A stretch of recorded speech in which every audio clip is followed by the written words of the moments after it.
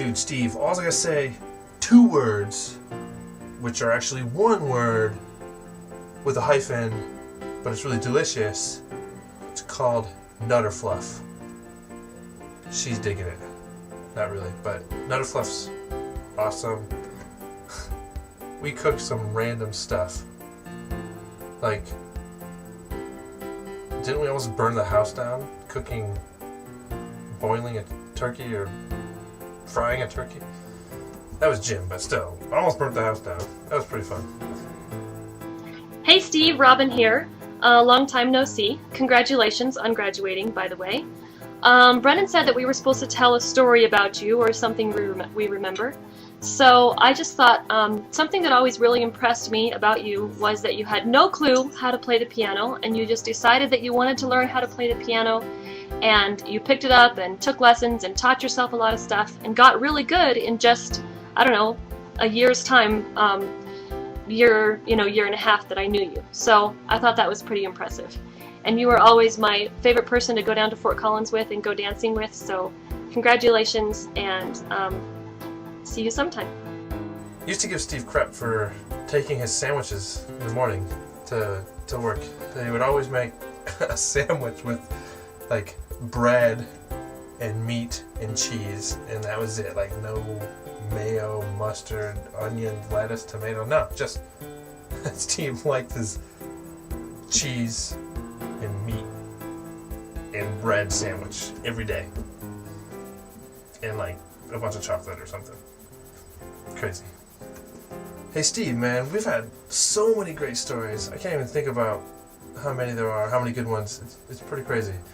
I remember when we moved in together at that Phoenix house, and we didn't have anything to put on the walls, and what we did was put pizza boxes and beer bottles and beer cans on the walls as art, and it was artistic. It was pretty funny. Do I need to say switch? We would eat dinner at the dinner table, the 5 guys of us that lived at the Phoenix house, and someone would yell switch, and we just, without changing our expression, without stopping our conversation, we just pick up our food and move around the table.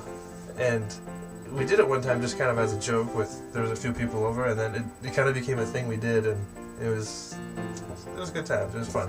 It was good times we had there in Wyoming, serving our country, defending freedom. Hey, Steve, so proud of you.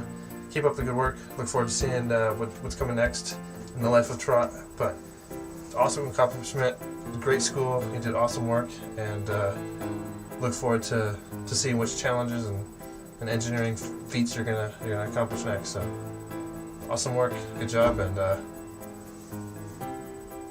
go Purdue. Hi everyone, I'm Lydia Emmenheiser, and this is Stella. Steve and I met 4 years ago. I was picking berries in the forest, and this ginormous black bear appears. I scream in terror and pretty much think I'm gonna die right there. Like, how am I gonna escape a black bear? When all of a sudden, here comes Steve on a white stallion, galloping through the forest, and he jumps off his steed, he takes out his sword, and he kills the bear, and we ride off into the sunset together. And we've been dating ever since. And I know what you guys are thinking, like, really, Lydia? You guys met when you were picking berries in a forest? Steve on a horse, black bear?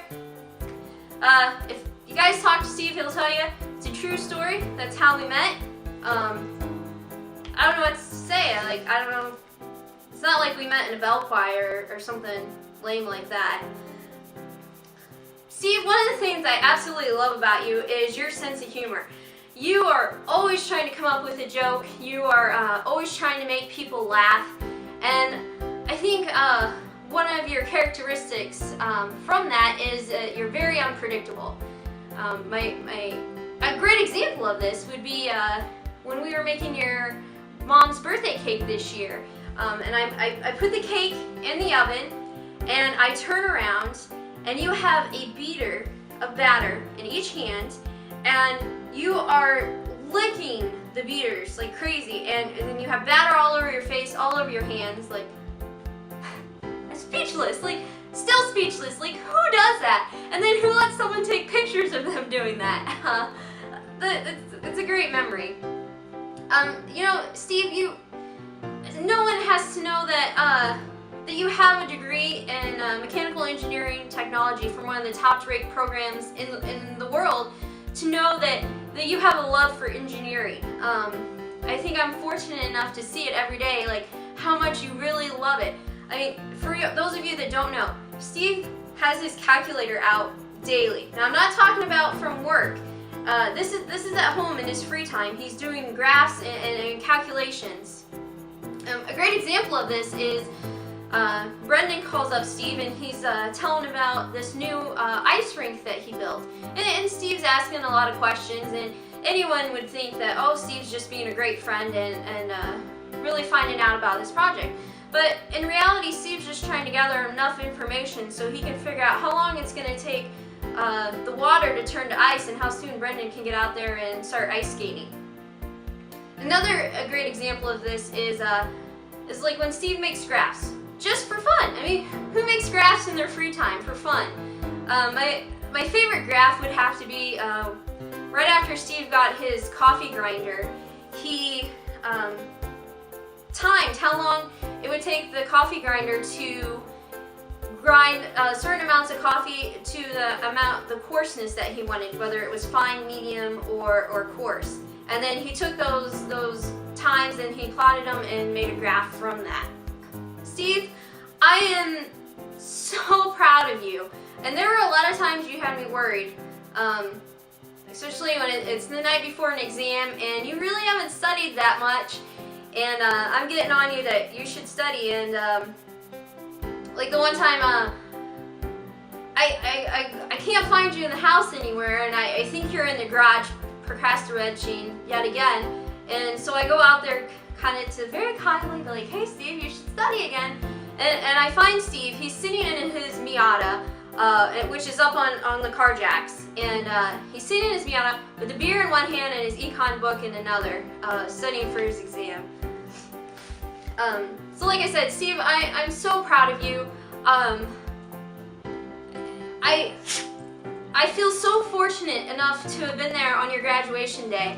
And for those of you who weren't there, I've never seen Steve so happy than when he was walking down the aisle and across the stage to receive his diploma. I feel excellent. It's fantastic. I mean, I don't know what else you want me to say. It's an amazing relief to have this accomplishment. And like the moment I opened up my degree and I saw it, it was just an amazing feeling inside. And I cried right there out in the floor there. And it was an amazing accomplishment to have it all done. And it's such a big accomplishment. So congratulations, Steve. I'm so proud of you. And I love you, honey bunny.